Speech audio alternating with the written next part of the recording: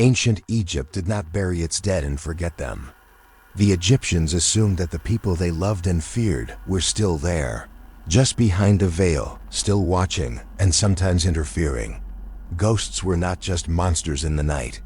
They were former spouses, parents, rivals, and even kings, all still capable of helping or hurting the living. If you want to see how real people tried to negotiate with their dead thousands of years ago, listen to this entire story.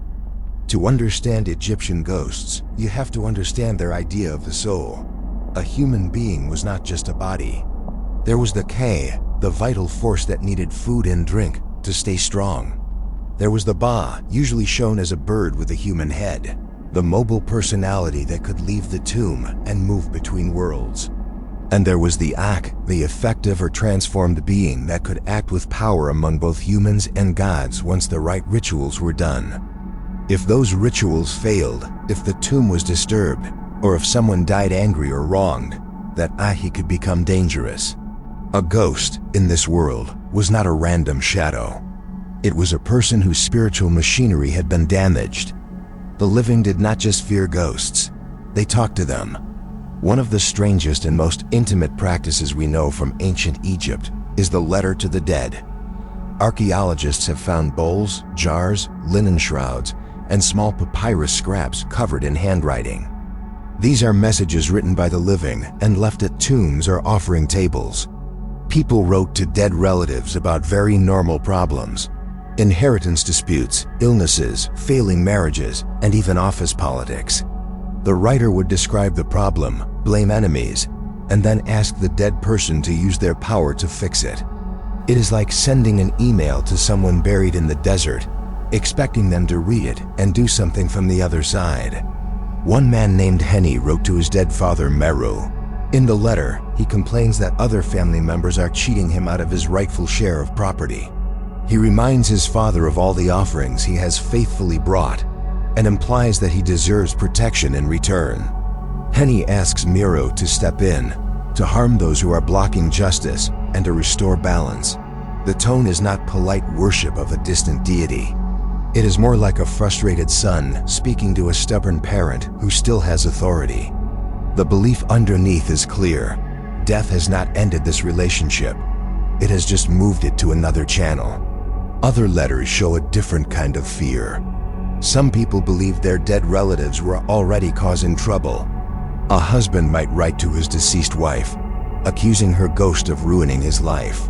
He might blame her for sickness, arguments in the household, or failures in business. One such text records a man begging his dead wife to stop tormenting him. He promises more offerings and assures her that he has not remarried or has treated her memory with respect. The letter sounds almost like a late-night argument, but one side of the conversation is a ghost. For Egyptians, this was not a strange fantasy. It was a serious attempt to calm an angry spirit. If you like this kind of direct glimpse into real ancient fear, where we can read the exact words people used when they thought ghosts were in their lives, remember to like this episode and subscribe to When the World Was Thinner. The more support these deep dives get, the more time can be spent digging into original translations and overlooked stories from the oldest civilizations. Egyptian ghosts also appear in more formal stories. Some texts describe dead kings speaking to their successors, warning them about enemies or failures. In others, a dead person's spirit explains why they died, or complains about how their tomb has been damaged. These are not just spooky tales. They teach the living that the dead can see things humans cannot. A ghost in this context is a source of wisdom, a witness, and a judge. The idea that the dead know secrets and can reveal them in dreams or visions appears again and again. Then there are the tomb warnings and curses. Not every tomb had a curse carved on its walls, but the ones that did were serious. Some warned visitors not to damage the tomb or remove any objects, even small stones. One notice from Aniba compares the deceased to a god whose strength grows each day. Another from the necropolis of Saqqara warns that anyone who harms the tomb will suffer the same harm to their own property and family. It goes further. hinting that the tomb owner knows secret spells and can fill impure intruders with terror at the sight of ghosts. These inscriptions were not written as jokes. They were statements of real belief. The dead have weapons, and those weapons include fear and haunting. All of this is tied to the structure of the Egyptian soul. The Ka needed offerings to stay strong. The Ba needed a preserved body and a name to recognize and return to. The Ak needed correct rituals to transform into a stable, luminous being. If a tomb was robbed, if a name was hacked off a wall, or if offerings dried up, this delicate system could break. A soul that could not complete its journey might become stuck between worlds. Stuck souls are dangerous. They might cling to their tomb, to their old house, or to the people who wronged them, causing illness, nightmares, and bad luck until someone repaired the damage with new rituals, new offerings, or public acts of respect. For everyday people, contact with the dead was part of normal life. Families visited tombs on festivals and on quiet days. They brought bread, beer, and flowers. They spoke to the dead out loud, asking for help in lawsuits, protection from disease, or fertility for their fields. They expected answers in the form of changes in fortune, improved health, or meaningful dreams. A dream of a smiling parent could mean support. A dream of an angry relative could mean they were displeased with how the living were behaving.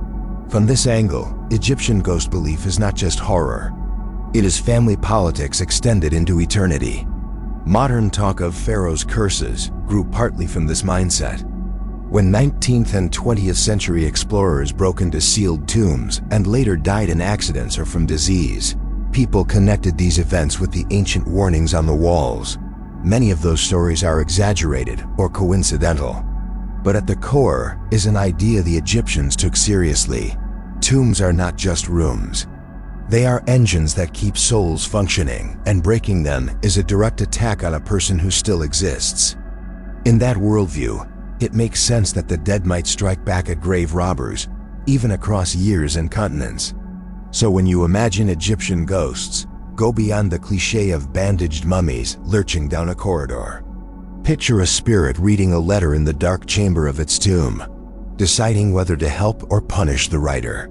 Picture a wronged woman whispering in dreams, fraying the health and sanity of the man who betrayed her. Picture a tomb owner feeling his name being chipped off a wall, feeling his identity weaken, choosing someone among the living to curse with fear and misfortune. In this world, the dead were still part of the conversation. They were listening, judging, and sometimes acting. If you have stayed with this episode to the end, you have just stood inside Egyptian tombs, the way the ancient living did. Not as tourists, but as people who believed someone was listening from the other side of the stone. If you want to keep walking through history's thinnest places, subscribe to When the World Was Thinner and let the next episode autoplay. The journey now moves west to Greece and Rome, where people did something even riskier than writing letters. They tried to drag ghosts out of the underworld on purpose.